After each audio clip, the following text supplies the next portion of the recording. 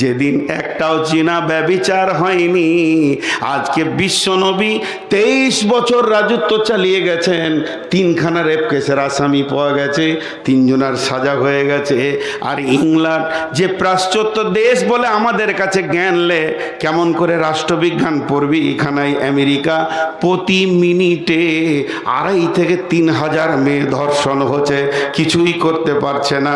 অতএব বন্ধুরে, আল্লাহ তাবারাক ওয়া তাআলা বলছেন সামান্য ন্যূনতম জ্ঞান দিয়েছি, এতেই তুমি চাঁদে গিয়ে খালি আল্লাহ নাই বলে দাও। শুনে নাও, আমার নবী সিদরাতুল মুনতাহা গেছে, তো আলিফ লাম মিম, এটা হলো হরফে মুকাদ্দার। এর ভিতরে কি গভীর তথ্য আছে এর মাত্র আল্লাহ ছাড়া কেউ জানে না। প্রত্যেকটি মুফাসসির লিখে দিয়েছেন ওর নিচে ওয়াল্লাহু আ'লামু বিমুরাদি, এর ব্যাপারে আল্লাহ যথেষ্ট জানে। কোরআন কয় পারা? আর একবার জিজ্ঞেস করব, কোরআন কয় পারা? আর একবার জিজ্ঞেস করি, কোরআন কয় পারা? কিছুই জানেন না। কোরআন 40 পারা, কোরআন 60 পারা, কোরআন 90 পারা, কোরআন 120 পারা আছে না? শরীয়ত, তরিকত, হাকিকাত, মারিফাত, তান্ত্রিক, তামাসিক, যান্ত্রিক, রাজসিক, পীর বাবার কাছে আছে বাকিটা। পীর বাবার কাছে আছে, শুধু দিয়েছে আমাদেরকে এতটা, বাকি পীর সাহেবের কাছে গেলে পাওয়া যাবে। জোরে বলেন নাউজুবিল্লাহ। এদের সব থেকে বড় মুফাসসিরের নাম কি জানেন? এই বেদাতীদের বড় মুফাসসিরের নাম হলো মনসুর আলী চিশতি, কুষ্টিয়া, বাংলাদেশ বাড়ি।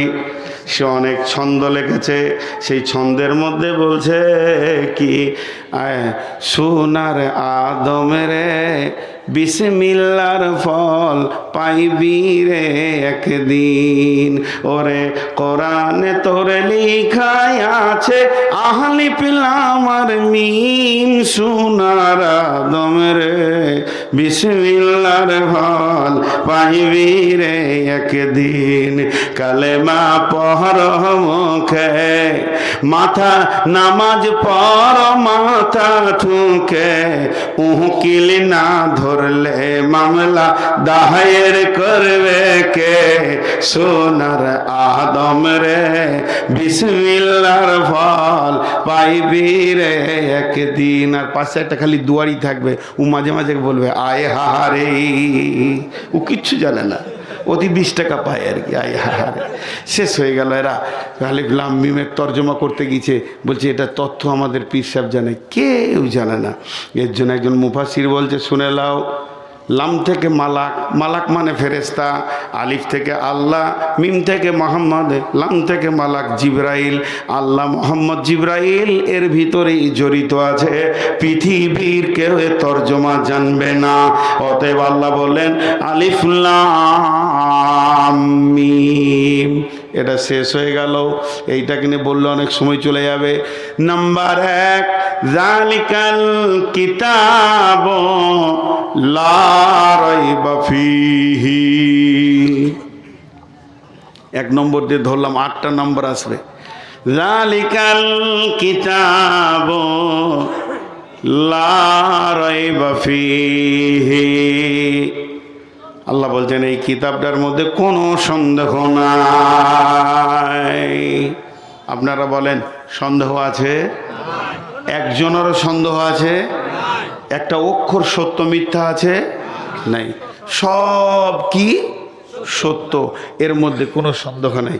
আল্লাহ চ্যালেঞ্জ দিয়েছেন, ওয়াইন কুনতুম ফি রাইবিম মিম্মা নাযালনা আলা আবদিনা ফাতু বিসূরাতিম মিন মিসলিহি ওয়াদউ শুহাদাকুম মিন দুনিল্লাহি ইন কুনতুম সাদিকিন। হে বিশ্ববাসী, যদি আমার আল্লাহ আমি আমার গোলামের ওপরে যেটা নাজিল করেছে এর এটা তোমাদের মিথ্যা মনে হয়, যদি তোমাদের সন্দেহ হয় তাহলে এরকম একটা কিতাব, এরকম একটা ছোট্ট সূরা লিখে দেখিয়ে দাও। বিশ্বকে চ্যালেঞ্জ দিলাম, তুমি বসো, তোমার বন্ধু বান্ধবকে ডাকো, সমস্ত বিজ্ঞানীদেরকে ডাকো, যে কোরআনের সূরার মতো একটা সূরা লিখে দাও, শুধু আল্লাহকে বাদ দিয়ে, যদি তোমরা সত্যবাদী হও। আমার আল্লাহ পরে আয়াতে বলছেন, ফাইল্লাম তাফআলু ওয়া লাম তাফআলু, কখনো পারোনি আর কখনো পারবে না, তোমাদেরকে চ্যালেঞ্জ দিলাম, পারবে না। অতএব কোরআনের ভিতরে এতটুকু সন্দেহ পোষণ করা যাবে না। যদি কিয়ামতের মাঠে আপনাকে আমাকে কামিয়াব হতে হয়, ডান হাতে যদি সার্টিফিকেট নিতে হয়, তাহলে 1 নম্বরে কোরআনের ভিতরে কোনো সন্দেহ করা যাবে না। একটা কথা আমি বহুবার বলেছি, আপনারা ইউটিউব খুললে পেয়ে যাবেন, বক্তব্য হয়তো হাজারোবার শুনেছেন। বিশ্বনবী কি লিখতে পড়তে জানতেন? জোরে বলেন, জানতেন? জানতেন না। তার 4টা কারণ আছে। 4টা কারণের মধ্যে সব থেকে বড় কারণ 2টি, যে আল্লাহ রসুলকে পড়াবে এই সাহসটা কার আছে? কার বুকে এত সাহস আছে নবী মোহাম্মদকে বলবে আই তোকে পড়াবো? হ্যাঁ, সে তো সে সারা পৃথিবীর গুরুর গুরু, নবীদের নবী। আর আল্লাহ এটা মেনে নিতে পারেননি যে আমার রসুলের কেউ শিক্ষক হয়ে যাক, যে শিক্ষক হবে তার সম্মান বেড়ে যাবে, এটা নিতে পারেননি। 1 নম্বর। আর 2য় নম্বর হচ্ছে যে আল্লাহ তার উপরে কোরআনকে নাজিল করছে, ওই জন্য নিরক্ষর রেখেছেন, যে যাতে করে কাফের বেঈমানেরাও যেন না বলে যেটা মোহাম্মদ গোপনে লেখে। আবু জাহেলও পর্যন্ত বলার ক্ষমতাটা পায়নি, ওটা বলবে কি করে? ও তো লিখতেই জানে না। তাহলে কোরআনটা কার? আল্লাহর। যদি উনি লিখতে জানতে তাহলে মানুষ সন্দেহ করত। এই জন্য কোরআনে কোনো সন্দেহ করা যাবে না। তারপরে 2 নম্বর, হুদাল্লিল মুত্তাকিন। এই কোরআন হেদায়েত দেবে, কাকে দেবে?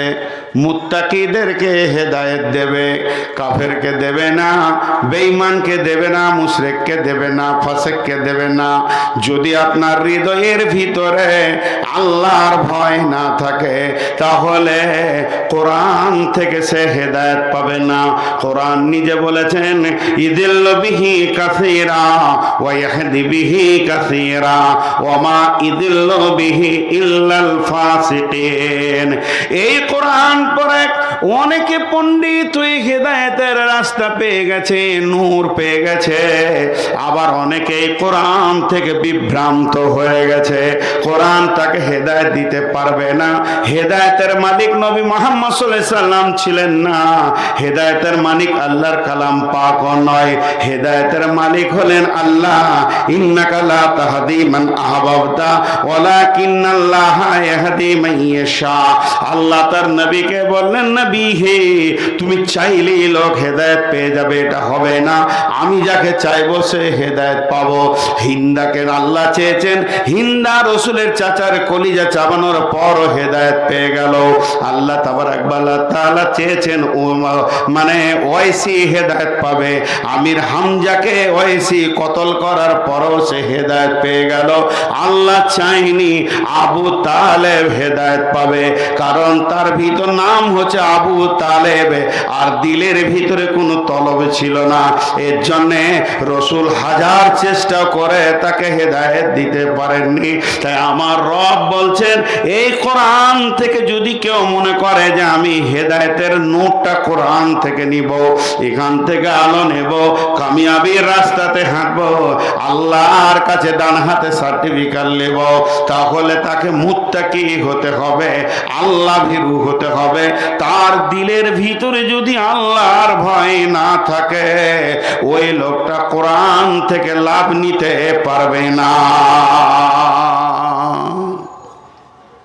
আল্লাহর কি কুদরত, লাঠির ভিতরে শরবত। কি বলেন তো? আখ। হ্যাঁ, আখ। আচ্ছা বলি, একটা ভালো মজবুত আখ নিয়ে এসে আপনাকে দিলাম, রস বের করতে পারবেন কি না দাঁত দিয়ে? এটা কত সুন্দর মাল আল্লাহ দিয়েছে। মারবে চাপ তো ওর রস চু করে টানবে, খাও। কিন্তু যার দাঁত নাই, একটাও নাই, কি করবে?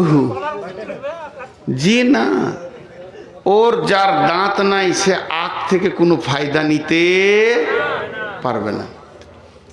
কেন? দাঁত নাই এই জন্যে। তো কোরআন হলো আখের মতো, এর ভিতরে মধু আছে, এত মধু আছে আপনার জীবনের সব রোগ সেরে যাবে।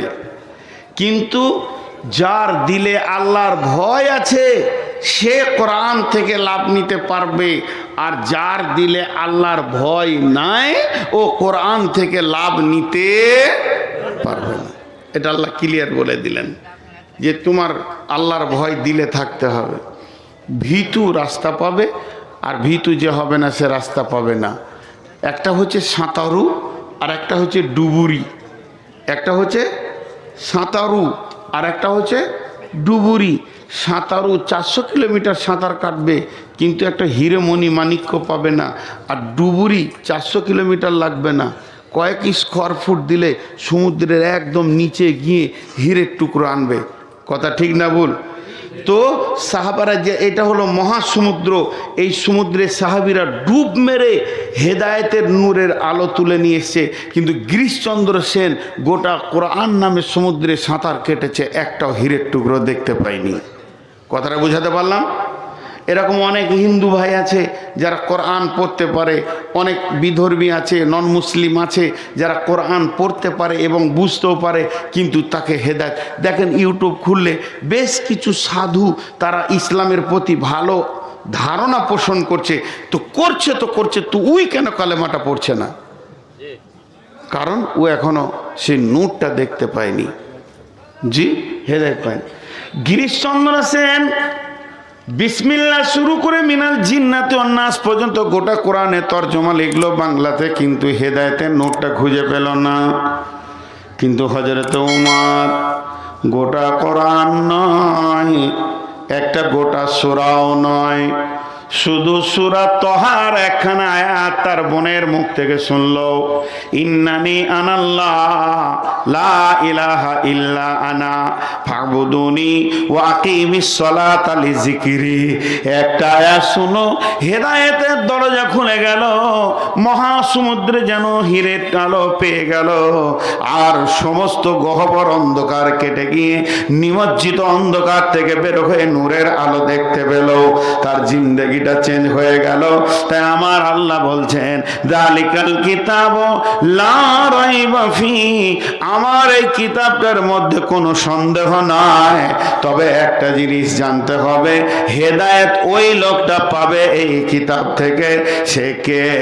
হুদাল লিল মুত্তাকিন, যে লোকটা মুত্তাকি হবে ও হেদায়েত পাবে। আর যার দিলে আল্লাহর ভয় নাই, যে আল্লাহ ভীরু নয়, ওই লোকটা হেদায়েত পাবে না। হাজি ভাই, আপনাদের অত্র এলাকা ভগবানগোলা এলাকায় খুব আসি, এমনকি হরিরামপুর, রানীতলা বহু ঘুরেছি। এখানে প্রথম এসছি, তো এখানে একটা দুটো করে লোক উঠতেই আছে। তো আপনাদের কি মানে আমি কি আপনাদেরকে বুঝাতে পারছি না এরকম কিছু, বা এই টাইমে লোক পালায়, এটা কি? হ্যাঁ না, আপনাদের বিরক্ত লাগছে কি বিষয়টা? তো এই লোকগুলো উঠছে কেন? হেলমেট লে পেশাব করতে যাচ্ছে, পুলিশে ধরবে নাকি পাছা খুললে তুমি হেলমেট লাগাওনি? হ্যাঁ জি ভাইয়েরা, একটু ধৈর্য ধরে শুনেন, যত বেশি যাব তত ভালো লাগবে। আল্লাহর ভয়। হযরতে উমর একদিন সাহাবীদের ভিতরে কথা বলছেন, রে রসুলের সাহাবীরা, তোমরা একটা কথা আমাকে বলো, বিশ্বনবী আল্লাহর ভয় কাকে বলেছে কেউ বলতে পারবে কি?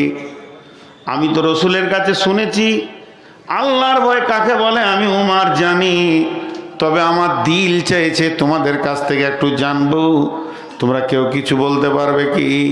উবাই ইবনে কাব বলছেন, আমিরুল মুমিনিন, খলিফাতুল মুসলিমিন, আল্লাহর ভয় কাকে বলে আমি রসুলের কাছ থেকে শুনেছি। হযরত উমর উবাই ইবনে কাবকে বলছে তুমি আমার কাছে এসো এবং বর্ণনা করো আল্লাহর ভয় কাকে বলে। হযরত উমরের কাছে উবাই ইবনে কাব এলেন, আসার পর বলছেন আমিরুল মুমিনিন, খলিফাতুল মুসলিমিন, পৃথিবীর বুকে আপনি অনেক রাস্তা হেঁটেছেন, অতিক্রম করেছেন, বহু রাস্তা দেখেছেন, তবে আমি জিজ্ঞেস করি যে কোনোদিন সংকীর্ণ রাস্তায় হেঁটেছেন কি? সংকীর্ণ রাস্তা বলতে কি? এই দিকে একটা জমি, এই দিকে একটা জমি, দুই জমির মাঝে যেটা থাকে কি বলেন? আল। আল পথে হেঁটেছেন কি? ডান দিককার জমিওয়ালা তার জমির ফসলকে কাঁটা দিয়ে দিয়ে দিয়ে দিয়ে দিয়ে দিয়ে বেড়া দিয়েছে, বাঁ দিককার জমিওয়ালা তার জমিকে কাঁটা দিয়ে দিয়ে বেড়া দিয়েছে, দুই দিকে কাঁটার বেড়া, মধ্যখানে আল পথ। এরকম কোনোদিন হেঁটেছেন কি? লোকটি হাজরত একটু উবাই ইবনে কাব কি যখনই এই কথাটা উমারকে বললেন, হযরত উমার একটু বিলক্ষণ চুপ থেকে বলছে হ্যাঁ আমি হেঁটেছি। হযরত উবাই ইবনে কাব বলছেন আমিরুল মুমিনিন ওই রাস্তাটা কিভাবে হেঁটেছিলেন একবার দেখাতে পারবেন কি? তখন বলছে হ্যাঁ দেখাতে পারবো। গায়ের চাদরগুলো গুটিয়ে নিল, জুব্বাটাকে গুটিয়ে নিল, মধ্যখানে এক পা দু পা করে ফেলতে লাগলো, আর মুখে বলছে রে উবাই ইবনে কাব, আমি এতটাই সতর্কতা অবলম্বন করেছিলাম, না ডান দিকে ঝুঁকি না বাঁ দিকে ঝুঁকি, ডান দিকে ঝুঁকলেও কাঁটা লাগবে, বাঁ দিকেও ঝুঁকলে কাঁটা লাগবে, সুতা ছেড়ে যাবে, কাপড় ছিঁড়ে যাবে, কামড়া চামড়া কেটে যাবে, রক্ত বের হয়ে যাবে, নানান ভয় দিলের ভিতরে রেখে হেঁটেছিলাম। উবাই ইবনে কাব বলেন বাস বাস বাস বাস, আল্লাহর নবী এটা কি আল্লাহর ভয় বলেছেন? এই পৃথিবীটা এমন একটা জায়গা মুমিন মুসলমানের জন্য পৃথিবীটা প্রশস্ত নয়, পৃথিবীটা অতি সংকীর্ণ হয়ে গেছে। একদিকে বেশ্যা, একদিকে রান্ডি, একদিকে সুদ, একদিকে জুয়া, একদিকে এনজিও, একদিকে আপনার কিনা লুডো, আর একদিকে দাবা, একদিকে মদ, একদিকে আপনার জুয়া তাস, এইদিকে চারিদিক যেন শয়তান কাঁটাতে ভরে দিয়েছে। যার দিলে আল্লাহর ভয় আছে, নিজেকে গুনাহ থেকে বাঁচিয়ে বাঁচিয়ে বাঁচিয়ে বাঁচিয়ে আপনি যেমন গোটা রাস্তাটা অতিক্রম করেছেন, ওই লোকটা গোটা হায়াতটা নিজের গুনাহ থেকে বাঁচিয়ে কবর পর্যন্ত নিয়ে যাবে। এরই নাম আল্লাহর ভয়। তাফসীর ইবনে কাসিরে দিয়েছে এই হাদিসটা, যালিকাল কিতাব লা রাইবা ফীহি, এই কিতাবের মধ্যে কোনো সন্দেহ নাই, হুদাল লিল মুত্তাকিন, হেদায়েত পাবে কে? যে লোকটা মুত্তাকি হবে। আর মুত্তাকির লক্ষণ কি? আল্লাহকে ভয় করে নিজেকে গুনাহ থেকে বাঁচাবি।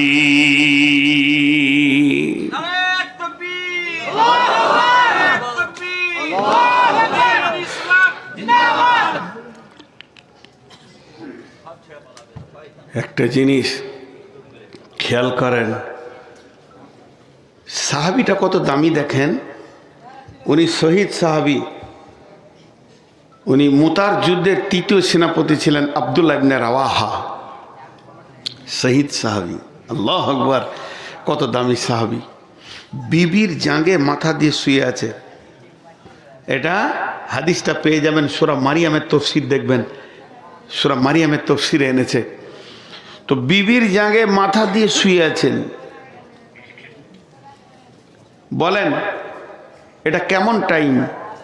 স্বামী স্ত্রী ঘরে কেউ নাই, দুইজন দুইজনের জন্য হালাল, এখানে তো আল্লাহর ভয়ের কিছুই নেই। বিবি ইয়ং, স্বামীও ইয়ং, দুইজনের ভিতরে যৌবনের জোয়ার উত্তাল। সেই অবস্থায় বিবির জাঙ্গে বালিশ লাইনি মাথা দিয়ে শুয়ে আছে। শুয়ে থাকতে থাকতে হঠাৎ দুটি চোখ দিয়ে অশ্রু গাল বয়ে এসে বিবির জাঙ্গে পড়ছে, কাঁদছেন, নাক ফুলছে, মুখ লাল হয়ে গেছে, চোখ দিয়ে অশ্রু বইতে রয়েছে। বিবি স্বামীকে বলছেন, মা স্বামীর কান্না দেখে বিবিও কাঁদতে শুরু করেছেন। স্বামীর কান্না দেখে বিবিও কাঁদতে শুরু করেছেন। এমন সময় স্বামী বিবিকে বলছেন, মা ইবকি, কে তোমাকে কাঁদালো? কি এমন তুমি চিন্তা করেছো যে তুমি কাঁদছো কেন? বিবি উত্তরে বলছেন, বাকাই কালে বাকাইকে, আপনি কাঁদছেন এর জন্য আমি কাঁদছি, স্বামী আমার। তখন স্বামী আবার বিবিকে বলছি, বেগম রে, প্রিয়া রে, ভালোবাসা রে বিবি আমার, তুমি আমার কান্নাটা দেখেছো, কিন্তু আমার মুখের কাছে তোমার কানটা নাই। আমি যে একটা কি বলছি এটা বিড়বিড় করে তুমি শোনার চেষ্টা করো। উনি একটা কোরআনের আয়াতকে, সূরা মারিয়ামের 71 নম্বর আয়াতকে ঘুরিয়ে ঘুরিয়ে পড়ছেন। বিসমিল্লাহির রহমানির রহিম, ওয়া ইম মিনকুম ইল্লা ওয়ারিদুহা কানা আলা রাব্বিকা হাতমান মাকদিয়া। শেষ হয়ে গেল। আবার বলছেন, ওয়া ইম মিনকুম ইল্লা ওয়ারিদুহা কানা আলা রাব্বিকা হাতমান মাকদিয়া। এবার বাংলায় বলি, বলছে বেগম রে, আমার আল্লাহ কি বলছেন শোন। আমার আল্লাহ এই আয়াতে বলছেন, তুই ইমানদার হ চাই বেঈমান হ, তোদের আসল ঘর জান্নাতে পৌঁছাতে গেলে আমি তোদের জন্য একটা রাস্তা বানিয়েছি, রাস্তাটাকে অজীব করে দিয়েছি, পা দিতেই হবে। তার নাম হচ্ছে পুলসেরাত। এমনকি বিশ্ব নবীকেও এই পুলসেরাত দিয়ে গিয়ে জান্নাতে ঢুকতে হবে। এই পুলসেরাত থেকে কেউ রেহাই পাবি না রে বিবি।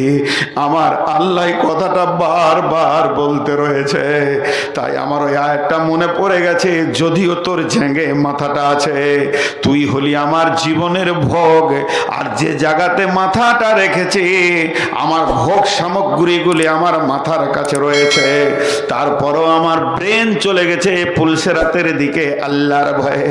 এরপরে আব্দুল্লাহ ইবনে রাওয়াহা বলছেন, বেগম রে, সেই পুলসেরাতের ব্যাখ্যা আমার নবী কি দিয়েছে জানিস? নবী বলেছেন পুলসেরাতের দুই দিকে বড় বড় বৃক্ষ গাছ রয়েছে আগুনের। সে গাছগুলো কেমন? মরুভূমিতে একটা গাছ পাওয়া যায় কাসাদান, সাদান গাছের মতো সেই গাছটা। ওই গাছের ফলগুলো হলো আকর্ষির মতো, বংশীর মতো, মাছ ধরা ধারালো। সেগুলো কোটি কোটি পুলসেরাতে ঝুলছে রে বেগম। যখন মানুষ ওই দিকে পার হবে, একটা বংশী যদি চামড়াতে বিঁধে যায়, আল্লাহর নবী বলছেন বেগম রে, আর জান্নাত যাওয়া যাবে না। আমি সেই পুলসেরাতের ভয়ে কাঁদছি। অতএব কোরআন থেকে হেদায়েত নিতে গেলে আল্লাহর ভয়ের ভরপুর বুকটা ভরা থাকতে হবে। এর জন্য নবীজি বলেছেন, তাকওয়া হাহুনা, এই জায়গায় যদি রবের ভয় থাকে, কোরআনের প্রতিটি আয়াতে হেদায়েতের নূর পাওয়া যাবে। আর এই জায়গায় যদি রবের ভয় না থাকে, গোটা কোরআন পড়ে 40 খতম হয়ে যাবে, তারপরও বেঈমানি আর মিথ্যা কথা দাঁড়ি মারা ছাড়বে না।